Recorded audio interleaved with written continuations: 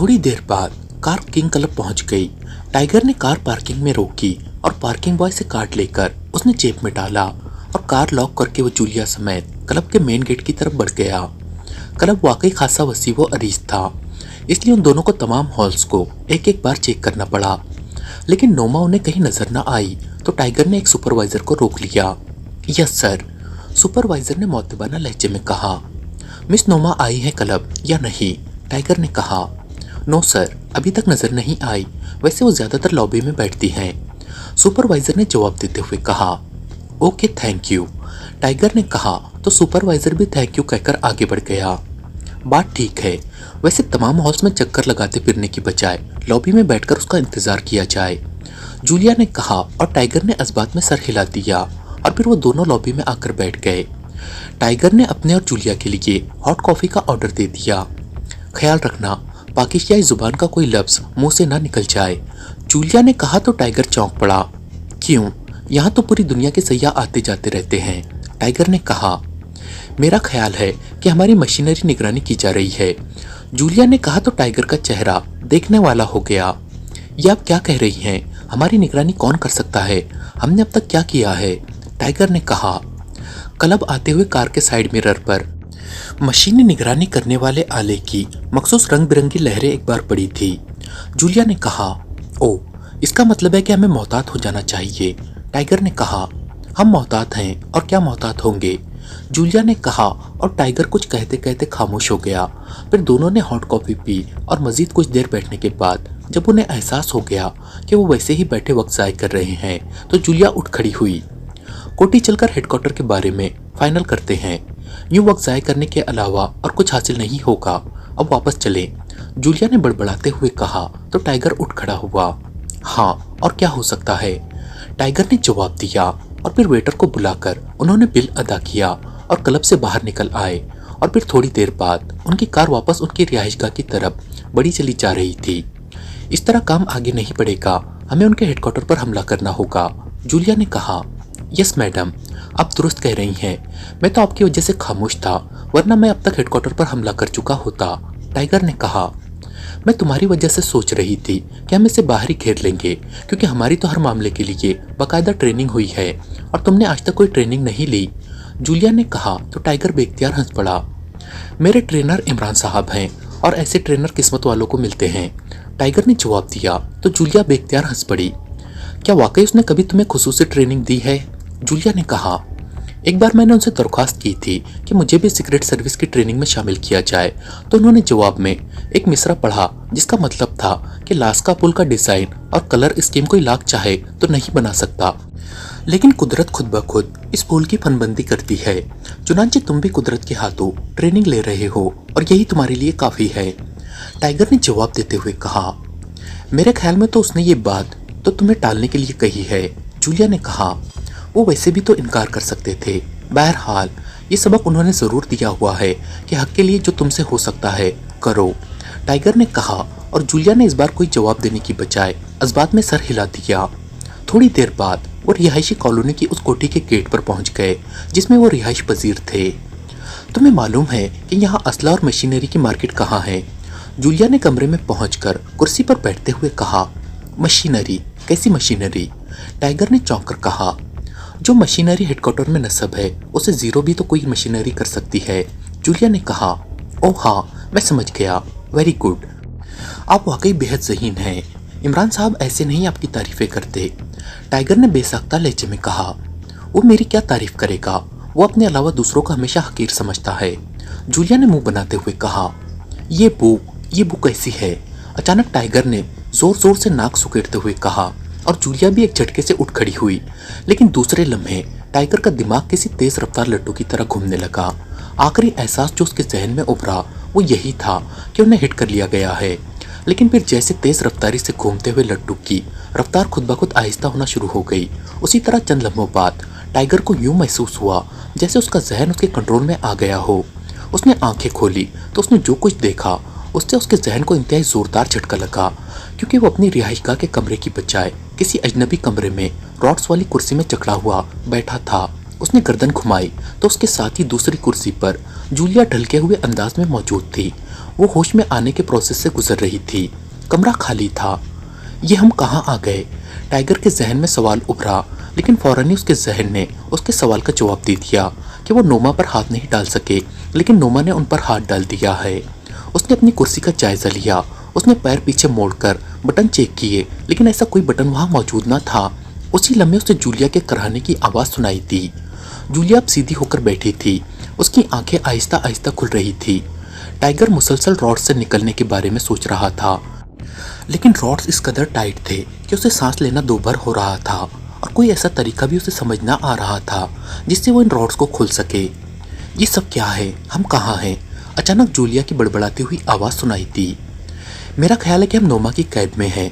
ऐसे रॉड्स सिर्फ एजेंसियों के मराकज़ में ही होते हैं, टाइगर ने आहिस्ता से कहा। तो जूलिया, जो शायद लवशऊरी अंदाज में बोल रही थी, टाइगर की बात सुनकर चौंक पड़ी। उसकी आंखों में शऊर की चमक उभर आई। फिर इससे पहले कि मजीद कोई बात होती, सामने मौजूद बंद दरवाज़ा खुला और दो आदमी अंदर दाखिल हुए। दोनों मकामी अफराद थे। ख्याल रखना फ्रेड, ये लोग इंतहाई तरबियत याफ्ता हैं। ऐसा ना हो कि ये कोई चक्कर चला दे, एक आदमी ने दूसरे से मुखातिब होकर कहा। अगर ये तरबियत याफ्ता हैं तो हम कोई नाकारा लोग नहीं हैं, हम भी तरबियत याफ्ता हैं, दूसरे आदमी ने मुंह बनाते हुए जवाब दिया। बुरा मनाने की ज़रूरत नहीं है, मैडम का यही ख्याल है, पहले आदमी ने कहा। उसी लम्हे दूर से हॉर्न की आवाज़ सुनाई दी। मैडम आ गई हैं, आओ, फ्रेड ने कहा, और वो दोनों तेज तेज चलते हुए कमरे से बाहर चले गए। ये सब कैसे हुआ है? इससे तो जाहिर होता है कि ये वाकई हमारी निगरानी कर रहे थे, जूलिया ने कहा। जो भी हुआ, बहरहाल इसका एक फ़ायदा भी है कि हमारी मुलाकात नोमा से होने वाली है, वरना हम उसे तलाश करते रह जाते, टाइगर ने कहा। तो जूलिया बेख्तियार हंस पड़ी। इस हालत में भी ऐसे खुशगवार फिक्रे कहना वाकई इमरान के शागिर्द का ही काम है। बहरहाल मेरे रॉड्स कुछ खुले हैं और कुछ मैंने सांस अंदर खींचकर जिस्म को सुकेड़ने की प्रैक्टिस की हुई है, इसलिए तुम इस औरत नोमा को अपनी तरफ मुतवज्जे रखना। मैं कोशिश करूंगी कि रॉड से निकलकर सिचुएशन तब्दील कर दूं, जूलिया ने कहा। जैसे ही उसका फिक्रा ख़त्म हुआ, कमरे का दरवाज़ा एक बार फिर खुला और एक नौजवान लड़की जिसने पैंट और ऊपर लेदर की लेडीज़ जैकेट पहन रखी थी अंदर दाखिल हुई। उसके सुनहरे बाल उसके कांधों पर पड़े हुए थे। रंग बेहद साफ था और चेहरे के नकूश यूनानियों जैसे थे। बस सूरत मजमूई वो खासी खूबसूरत थी। उसके पीछे वही दोनों आदमी थे जो पहले अंदर आए थे और फिर बाहर चले गए थे, जिनमें से एक का नाम फ्रेड था। फ्रेड ने ही दीवार के साथ रखी हुई कुर्सियां उठाकर सामने रखी। बैठो नारायण और फ्रेड, तुम भी बैठो, आने वाली लड़की ने दोनों से कहा और खुद भी कदरे आगे करके रखी हुई कुर्सी पर बैठ गई, जबकि दोनों मकामी अफराद भी उसकी दोनों साइडों पर बैठ गए। क्या नाम है तुम्हारा? नोमा ने टाइगर से मुखातिब होकर कहा। मेरा नाम पूछने से पहले तुम बताओ कि यहाँ आने वाले सयाहों के साथ ये सलूक किया जाता है। हम चोर हैं, डाकू हैं या दहशतगर्द हैं कि हम यहाँ रॉड्स में जकड़े हुए बैठे हैं? टाइगर ने कदरे रुखे से लहजे में कहा। मैं दूसरी बार सवाल दोहराने की आदी नहीं हूँ, लेकिन पहली बार अपना उसूल तोड़ रही हूँ। अब अगर तुमने मेरी बात का जवाब देने की बजाय ऐसी तकरीर की तो गोली मार दूंगी। बोलो, क्या नाम है तुम्हारा? बोलो, नोमा ने कदरे सख्त लहजे में चीखते हुए कहा, और इसके साथ ही उसने जैकेट की जेब से मशीन पिस्टल भी निकाल लिया। मेरा नाम रिजवान है और मेरा ताल्लुक पाकिस्तान की क्राउन यूनिवर्सिटी से है। मैं इस यूनिवर्सिटी में माहौलियात का प्रोफेसर हूँ। इस बार टाइगर ने बाकायदा तारुफ कराते हुए कहा। और तुम कौन हो? क्या नाम है तुम्हारा? नोमा ने इस बार जूलिया से मुखातिब होकर कहा।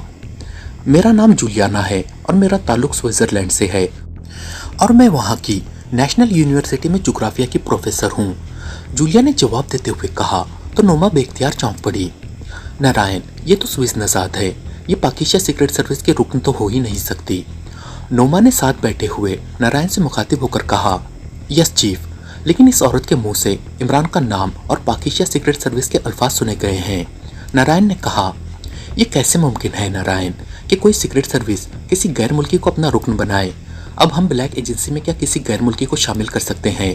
यकीनन तुम्हें कोई गलतफहमी हुई है। बहरहाल अब तो ये यहाँ आ गई है, इसलिए इसकी मौत तो यकीनी है, नोमा ने कहा। ये तुम बार बार एजेंसी के अल्फाज अदा कर रही हो, ये एजेंसी क्या होती है? जूलिया ने कहा। तो नोमा बेख्तियार हंस पड़ी। अब तुम अपने आप को सादा लो और अहमक जाहिर करना चाहती हो, लेकिन तुम्हारे साथ जो आदमी है ये मुझे बेहद चालाक और होशियार नजर आता है।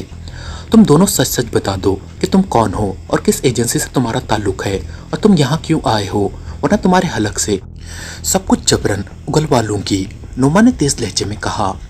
बताया तो है कि हमारा ताल्लुक यूनिवर्सिटियों से है। तुम्हें या तुम्हारे आदमियों को कोई गलतफहमी हुई है। तुमने हमारे कागजात चेक कराए होंगे, इसके बावजूद तुम ये सब कुछ कह रही हो, जूलिया ने कहा। तुम बहुत ज्यादा बातें करती हो और वैसे भी तुम हमारे लिए बेकार हो, इसलिए तुम तो छुट्टी करो।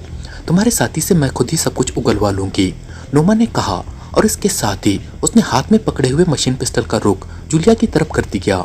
उसके चेहरे पर यकलक सख्ती और सब्बाकी के तासुरात उभर आए थे, लेकिन उसके आंखों में वो चमक ना उभरी थी जो ऐसे मौके पर लाजमी उभरती है। इसका मतलब था कि वो सिर्फ खौफजदा कर रही थी। उसका गोली चलाने का इरादा नहीं है, लेकिन इसके बावजूद टाइगर मुसलसल यही सोच रहा था कि वो किसी तरह रॉड्स की जकड़ से बाहर आए, लेकिन कोई कोशिश बार आवर साबित ना हो रही थी। तुम हमसे चाहती क्या हो? टाइगर ने कहा। यही कि तुम इस बात को कबूल करो कि तुम्हारा ताल्लुक पाकिस्तान सीक्रेट सर्विस से है, नोमा ने टाइगर की तरफ देखते हुए कहा। अगर हम ऐसा बयान दे भी दें तो तुम हमारे साथ क्या सलूक करोगी? टाइगर ने कहा। वही सलूक जो दुश्मनों के साथ किया जाता है, मतलब है कि तुम दोनों को हलाक कर दूंगी और यही मेरी कामयाबी होगी, नोमा ने इस बार मुस्कुराते हुए कहा। रिजवान, इसको असल बात बता देनी चाहिए ताकि हमें ये रॉड्स की गिरफ्त से निकाल दे, अचानक जूलिया ने टाइगर से मुखातिब होकर कहा। तो टाइगर के जिस्म में सर्दी की तेज लहर सी दौड़ गई, क्योंकि वो जानता था कि मिस जूलिया ने उसे कोर्ट में रॉड्स की गिरफ्त से बाहर आने का इशारा दिया है, लेकिन रॉड्स उसके जिस्म के गिर्द बेहद टाइट थे। तुम असल बात बता दो, मेरा वादा है कि मैं ना सिर्फ तुम्हें रॉड से आज़ाद कर दूंगी बल्कि जिंदा भी छोड़ दूंगी, नोमा ने कहा। आ जाओ, क्यों रुक गई हो? अचानक जूलिया ने सामने बैठी हुई नोमा और उसके दोनों साथियों के उकुब में देखते हुए कहा। तो उन तीनों ने मुड़ने की कोशिश की, लेकिन जाहिर है वो मुड़े बगैर अपने उकुब में ना देख सकते थे, इसलिए वो तीनों ही लाशौरी तौर पर उठ खड़े हुए और मुड़कर दरवाजे की तरफ देखने लगे। उसी लम्हे जूलिया का जिस्म आगे की तरफ झुकता चला गया और चंद लम्हों बाद ही रॉड से बाहर आ गया। नोमा और उसके साथियों के उठकर दरवाजे की तरफ मुड़ने और फिर वापस पलटने तक के वक्त में जूलिया रॉड से बाहर आ चुकी थी। ये क्या? नोमा ने यकलक चीखते हुए कहा, लेकिन दूसरे लम्हे कुर्सी के सामने फर्श पर उकड़ू बैठी हुई जूलिया इस तरह उछली जैसे स्प्रिंग अचानक अपनी जगह से उछलता है, और दूसरे लम्हे कमरा नोमा के हलक से निकलने वाली चीख से गूंज उठा। जूलिया का जिस्म हवा में उड़ता हुआ पूरी कुव्वत से नोमा से टकराया था और नोमा पुष्ट के बल एक धमाके से फर्श से टकराई। ये ऐसी चोट थी जिसने नोमा को चीखने पर मजबूर कर दिया था। नारायण और फ्रेड दोनों ने अपने तौर पर जूलिया पर हमला करने की कोशिश की, लेकिन जूलिया का जिस्म तो इस तरह तेजी से हरकत कर रहा था जैसे उसकी रगों में खून की बजाय पारा दौड़ रहा हो, क्योंकि जूलिया को मालूम था कि अगर वो ढीली पड़ी तो ना सिर्फ वो बल्कि टाइगर भी मारा जाएगा। जबकि इस नोमा ने इमरान पर मिसाइल पिस्टल का फायर किया था जिसके जहर से बच निकलना नामुमकिन था, लेकिन जोसेफ के रूप में अल्लाह ताला ने रहमत भेज दी। जूलिया की यकलक साइड पर होते ही वो दोनों उठती हुई नोमा से इस कदर जोर से टकराए कि नोमा एक बार फिर पुश्त के बल फर्श पर जा गिरी और वो दोनों उसके ऊपर आ गिरे। लेकिन दूसरे लम्हे वो दोनों चीखते हुए एक तरफ हटे, क्योंकि नोमा ने नीचे गिरते ही दोनों साइडों पर इस अंदाज में झटका कि उस पर गिरने वाले दोनों अफराद जरब खाकर साइडों पर जा गिरे, और फिर यकलक कमरा मशीन पिस्टल की तड़तड़ाहट और इंसानी चीखों से गूंज उठा। नोमा को बचा ले, उससे पूछ-गुछ करनी है, टाइगर ने यकलक चीखते हुए कहा। लेकिन इससे पहले कि टाइगर की बात खत्म होती, नोमा किसी तोप के गोले की तरह जूलिया से टकराई और जूलिया के हाथ से मशीन पिस्टल निकलकर काफी फासले पर जा गिरा। जबकि उस टक्कर से जूलिया पुष्ट के बल फर्श पर जा गिरी। जबकि उससे टकराने के बाद नोमा ने उल्टी कलाबाजी खाई और उड़ती हुई उस तरफ जा खड़ी हुई जहां से मशीन पिस्टल करीब था। लेकिन इससे पहले कि नोमा छलांग लगाकर आगे बढ़ती और मशीन पिस्टल पर कब्जा कर लेती, जूलिया ने एक बार फिर उछलकर उस पर हमला कर दिया। लेकिन इस बार नोमा जूलिया को डॉज देने में कामयाब रही। वो जूलिया के उछलते ही दाएं तरफ को इस तरह झुकी जैसे दाएं तरफ छलांग लगा रही हो, इसलिए हमला आवर जूलिया ने अपना रुख हवा में ही बदला और दाएं तरफ कर दिया। लेकिन नोमा बिजली की सी तेजी से दाएं की बजाय बाएं तरफ चली गई और जूलिया मुंह के बल सीधी फर्श से जा टकराई। उसी लम्हे नोमा ने पूरी कुव्वत से जूलिया की पसलियों में किक मारी तो जूलिया के मुंह से बेख्तियार चीख निकल गई। इसने इमरान साहब पर हमला किया है मिस जूलिया, रॉड्स में जकड़े बैठे टाइगर ने जूलिया को फर्श से टकराते और पसलियों पर किक खाने के बाद ढीला पड़ते देखकर चीखते हुए कहा, और उसके उस फिक्रे का जूलिया पर मस्बत असर पड़ा और जूलिया ने यकलक इस तरह चीख मारी जैसे उसकी कोई हड्डी तोड़ दी गई हो। और चीख की आवाज सुनकर नोमान, जो दोबारा उसे जोरदार किक मारने की तैयारी कर रही थी, चौंक कर जूलिया को देखने लगी। चीख ने उसके जहन को इस बात पर आमादा कर लिया था कि वो समझे कि जूलिया खत्म हो रही है, इसलिए उसका हमला लाशऊरी तौर पर रुक गया था और जूलिया ने यही फायदा उठाने के लिए मखसूस अंदाज में चीख मारी थी। नोमा के रुकते ही जूलिया एक झटके से उठी और फिर इससे पहले कि नोमा संभलती, जूलिया एक बार फिर उसे टक्कर मारकर नीचे गिराने में कामयाब हो गई। लेकिन इस बार उसने खासी तेज रफ्तारी से नोमा को पे दर पे किके मारना शुरू कर दी। नोमा ने बचने की हर मुमकिन कोशिश की, लेकिन जूलिया की दोनों टांगे जैसे किसी मशीन से मुंसलिक हो गई हों और 8वीं या 9वीं किक पर नोमा का जिस्म एक झटके से ढीला पड़ गया तो जूलिया रुक गई। Well done madam, well done, tiger ने जूलिया की तारीफ करते हुए कहा। ये सब तुम्हारी वजह से है। अगर तुम मुझे बरवक्त इमरान का हवाला देकर क्वेश्चन ना देते तो मैं लाजमन हिट हो जाती। जूलिया ने कहा, अब ये रॉड्स कैसे खुलेंगे? मैंने तो अपनी ट्रेनिंग के बाद सांस को पूरी कुव्वत से अंदर खींचा तो मेरा पेट अंदर की तरफ धंसता चला गया। क्योंकि रॉड्स जो पेट के गिर्द थे पहले ही मेरे जिस्म से कदरे खुले थे और फिर सांस अंदर खींचने की वजह से ये गैप बढ़ गया और मैं उठकर और उल्टी कलाबाजी खाकर रॉड्स की गिरफ्त से आज़ाद हो गई। जूलिया ने तफसील से बताते हुए कहा, मेरा ख्याल है कि ये रॉड्स रिमोट कंट्रोलर से कंट्रोल किए जाते हैं और रिमोट कंट्रोलर यकीनन इन दोनों में से किसी एक के पास होगा। टाइगर ने जवाब दिया तो जूलिया अज़बात में सर हिलाती हुई नारायण और फ्रेड की लाशों की तरफ बढ़ गई, जिन्हें उसने मशीन पिस्टल से गोलियां मारकर हलाक कर दिया था। और फिर फ्रेड की जेब से रिमोट कंट्रोलर निकल आया, जिसका रुख टाइगर की तरफ करके जूलिया ने बटन प्रेस कर दिया तो कटाक कटाक की आवाज़ों के साथ ही दोनों कुर्सियों के रॉड्स खुल गए और कुर्सियों के मखसूस हिस्सों में जाकर नज़रों से ओझल हो गए और टाइगर उठकर आगे बढ़ा। मैं बाहर देखता हूँ, टाइगर ने एक तरफ बड़ा मशीन पिस्टल उठाते हुए कहा।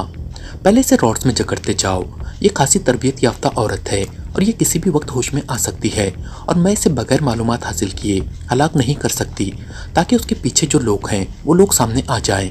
जूलिया ने कहा तो टाइगर ने अज़बात में सर हिला दिया।